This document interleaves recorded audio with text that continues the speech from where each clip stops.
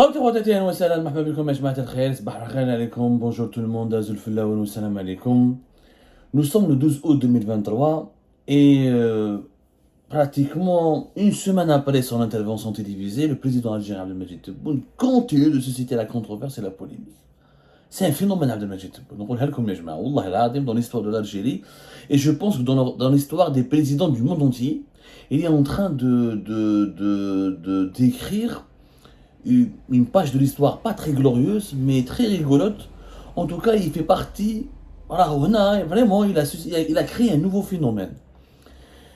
بالك بالعربية نسموه تيري برك. تيري برك حنا في الجزائر Alger notamment نقول لك واحد هو تيري برك, c'est dit n'importe quoi. En tout cas, le n'importe quoi est devenu un genre artistique chez Abdelmadjid Tebboune. Il a l'art et le talent de transformer le n'importe quoi en une création artistique. Tellement les mensonges, les annonces qu'il fait sont grosses, sont manipulées, sont étonnantes, sont extravagantes. C'est un personnage extravagant d'ailleurs. Il est particulier d'Abdelmadjid Tebboune, il est vraiment particulier. Il fait des choses extravagantes, il dit des paroles, il fait des annonces extravagantes qui étonnent, qui intriguent les experts du monde entier. Pas uniquement en Algérie. La preuve. Le 5 août dernier, fait une interview accordée à la télévision publique et privée algérienne, qui a été diffusée selon les télévisions publiques et privées algériennes, il a fait une déclaration économique inédite dans l'histoire de l'humanité. Chère l'histoire de l'Algérie. Il a dit que, soi-disant, selon lui, en 2022, le produit intérieur brut, on a quoi le PIB, parce que on va essayer de faire de la pédagogie pour expliquer en quoi les annonces de Tebboune sont tout simplement manipulées, manipulatrices, absurdes, surréalistes, inconcevables. Le produit intérieur brut, c'est la richesse nationale créée par un pays pendant une année. Chaque année, la Banque mondiale, les organismes économiques internationaux, les banques centrales des pays, les économistes et les offices des statistiques économiques publient ce qu'on appelle le PIB d'un pays. C'est-à-dire combien de richesses un pays a créé pendant une année. En 2022, Abdelmadjid Tebboune il a dit que, soi-disant, l'Algérie a produit 225 milliards de dollars de PIB en 2022.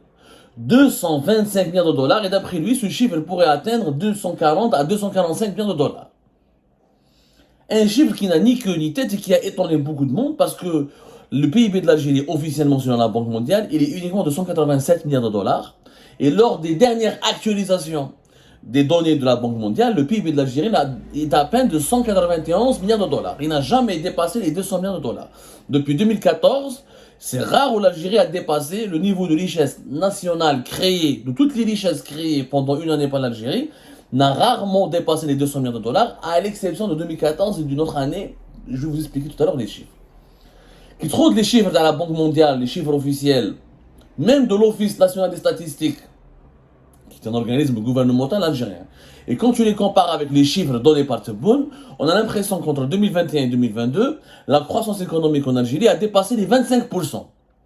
Ni la Chine, ni l'Irlande, ni l'Inde, ni tout, il n'y a aucune grande puissance économique au monde n'a réalisé un taux de croissance de plus de 20% dans son histoire.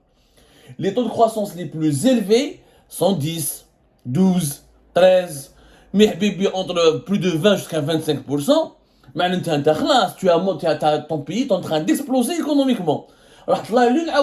C'est impossible qu'en une année, on puisse avoir un taux de croissance de 25%, alors que l'Algérie a des taux de croissance économique toujours qui bloquent entre 2 et 3%, maximum 4%. Qui va faire un, tu as dépassé 25%. En réalité, Tebboune, il fait du n'importe quoi. Il dit du n'importe quoi. Il ne maîtrise pas ses dossiers. Ou il fait semblant de ne pas savoir maîtriser ses dossiers. Il veut juste susciter le buzz, étonner, intriguer, choquer.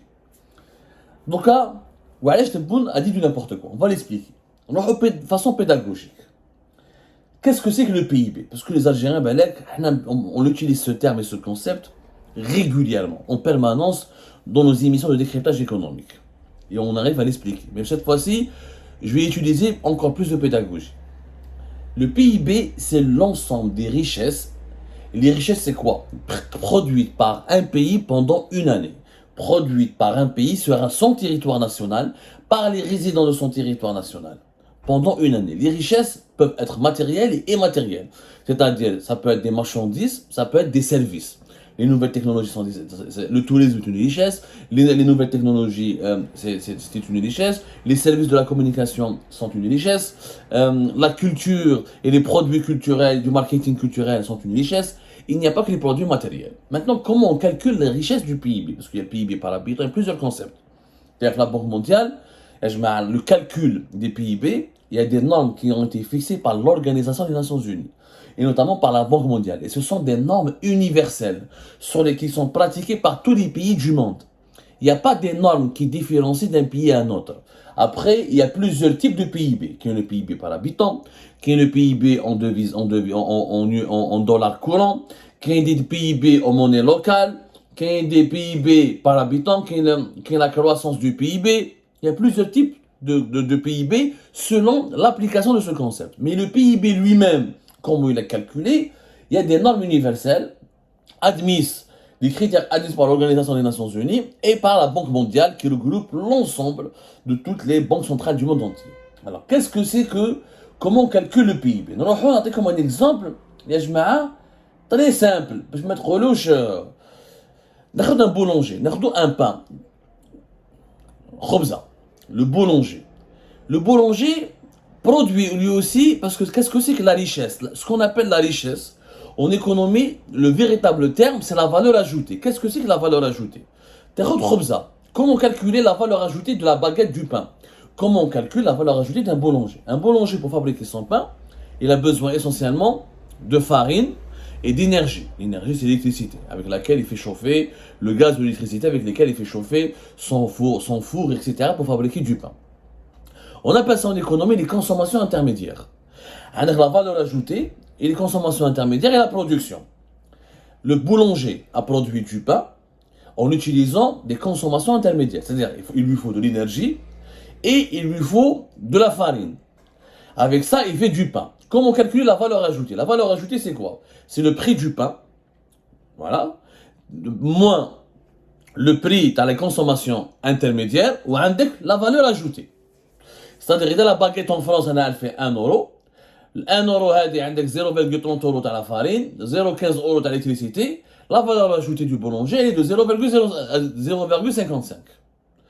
C'est ça la valeur. Donc la richesse créée par le boulanger, elle est de 0,55 euros. C'est le même exemple qu'on peut pratiquer en Algérie, au Niger, partout. Le boulanger, avec le khobza, où je travaille avec le consommation intermédiaire, avec la valeur ajoutée. Donc la valeur ajoutée, c'est quoi? C'est production, ce que tu as produit, du pain, plus, moins, les consommations intermédiaires. On peut utiliser cet exemple pour tous les produits du monde. Téléphone, des consommations intermédiaires, j'ai dû acheter de la matière première, j'ai dû utiliser de l'énergie pour produire le téléphone. Donc ma valeur ajoutée, c'est quoi? C'est le prix de mon téléphone, sa production, moins les consommations intermédiaires, sa matière première, etc., et l'énergie qu'il m'a fallu. C'est ça. Pour un pays, c'est comme pour le boulanger, la même chose. Un pays a de la valeur ajoutée, il doit produire de la valeur ajoutée. Ses richesses, ce sont les valeurs ajoutées. Les valeurs ajoutées, c'est quoi? C'est la production que tout ce pays a produit pendant une année par les résidents de ce pays-là, par les gens qui habitent sur son territoire. Zid nahilha, la somme, les consommations intermédiaires. Ça, on appelle ça la richesse, ou les richesses créées par l'activité de production. C'est le PIB. Aussi simple. Parce que je me trouve dans les théories économiques. C'est ça le PIB. Qu'est-ce qu'on produit? La production d'un pays, moins, c'est la valeur ajoutée de la production d'un pays. C'est-à-dire la valeur ajoutée créée par un pays lorsqu'on prend sa production nationale et on lui enlève les consommations intermédiaires. Ce qui lui a coûté comme matière première, comme énergie, comme ressources humaines, etc. pour produire cette production. C'est le PIB. Maintenant, le PIB, qui est dans le domaine économique, quand on veut s'approfondir les sciences économiques, il y a 3 méthodes de calculer le PIB. Avec la première méthode, la méthode de l'approche par les dépenses. C'est quoi? C'est les dépenses de consommation de la population d'un pays, plus les dépenses gouvernementales, de l'État de ce pays, plus les investissements publics et privés, plus les exportations, qui les importations. Et tu as le PIB d'un pays. Ça, c'est la méthode de la dépense. On appelle ça le calcul du PIB par les dépenses. Ou ensuite la méthode du calcul du PIB par les revenus. C'est quoi? c'est combien touchent les travailleurs les salaires touchés par les travailleurs d'un pays, le revenu mixte à les entreprises des entreprises, avec les excédents on appelle ça les excédents bruts d'exploitation, ou là avec ensuite les taxes indirectes sur la production et les importations. Ou quand la troisième méthode, c'est la production de la valeur ajoutée et c'est la méthode la plus privilégiée parce que c'est une méthode, c'est quoi? C'est la somme de toutes les valeurs ajoutées brutes avec les impôts sur les produits auxquels on soustrait les subventions sur les produits.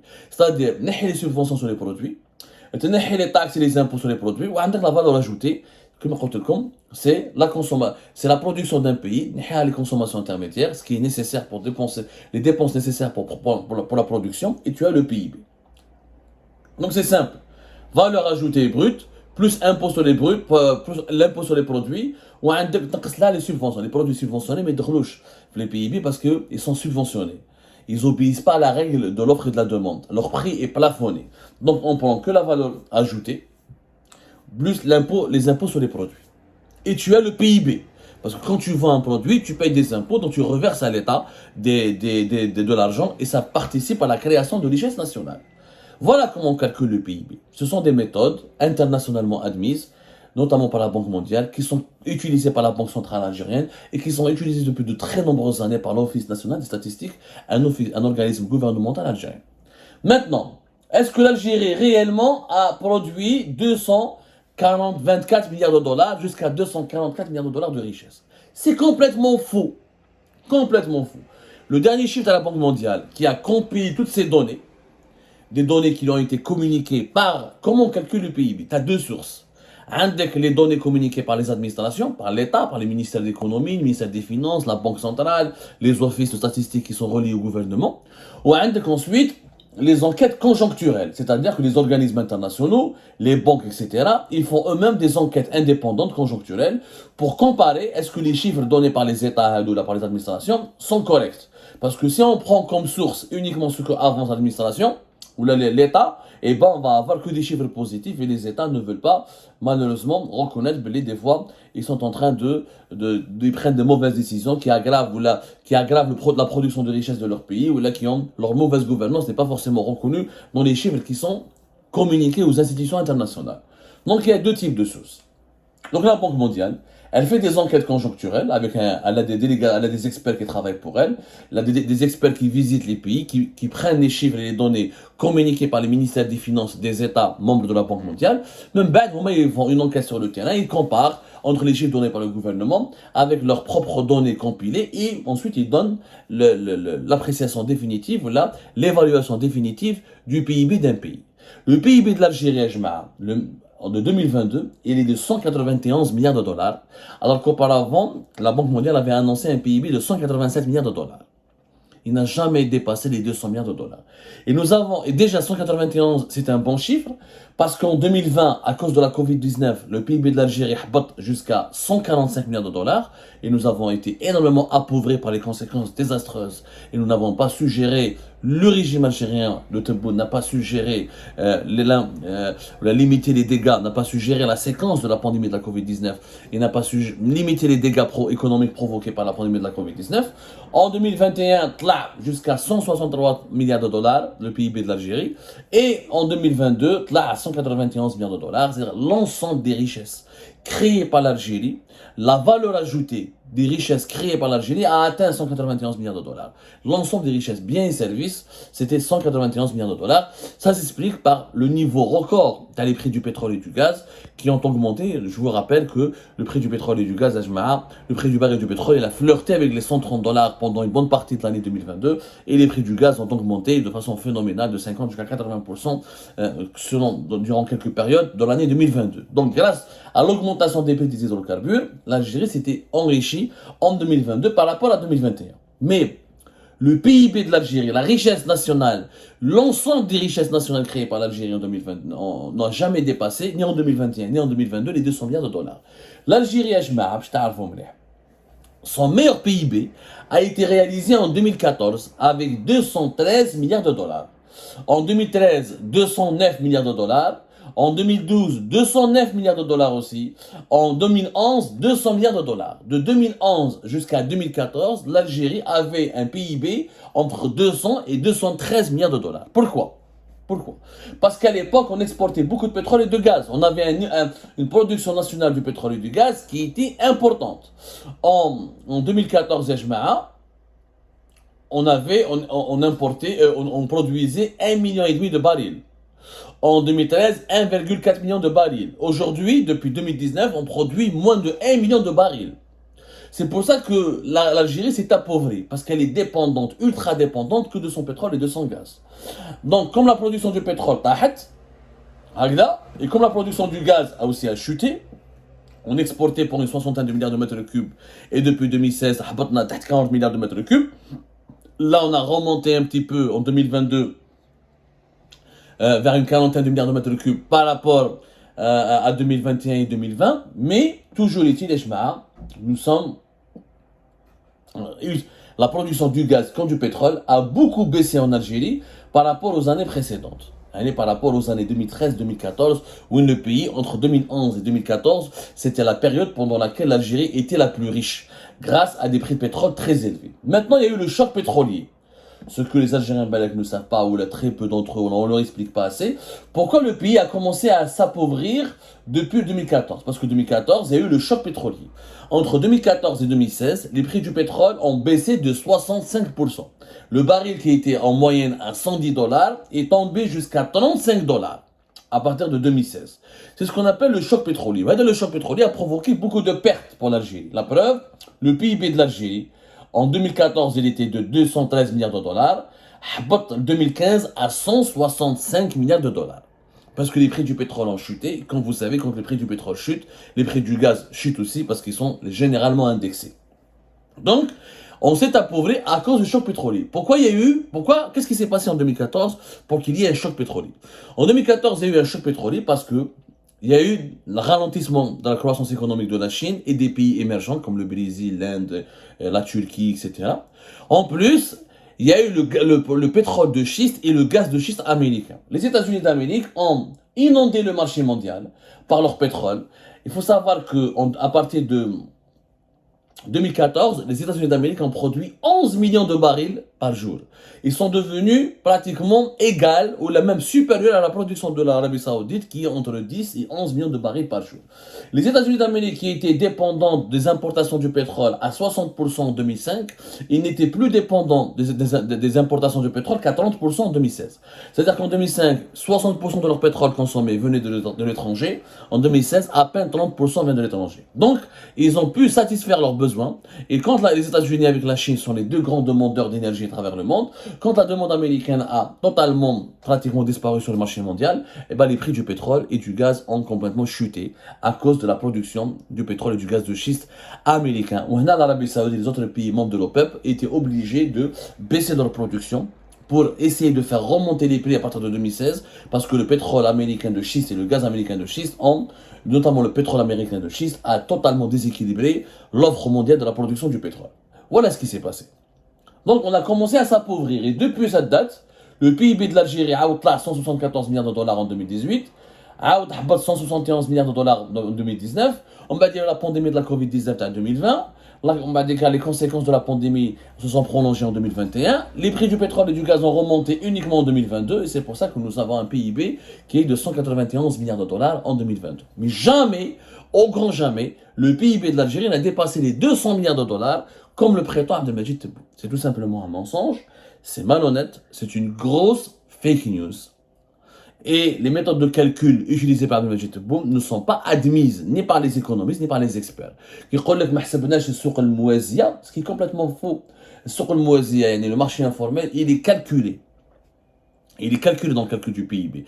Ce qui n'est pas calculé dans le calcul du PIB, c'est l'épuisement des richesses naturelles, c'est les richesses naturelles, c'est les conséquences des catastrophes climatiques, d'autres critères. Mais le marché informel, il est intégré parce que le marché informel produit. Donc il y a une production qui est calculée. Il y a aussi des consommations intermédiaires. Parce que même si tu payes des impôts, même avec une usine, tu as le plastique, tu ne payes pas, tu es dans l'informel, tu es obligé d'acheter tu achètes de la matière première sur laquelle Tu payes quelque part d'aide. Tout n'est pas informel dans, dans le processus économique de l'informel.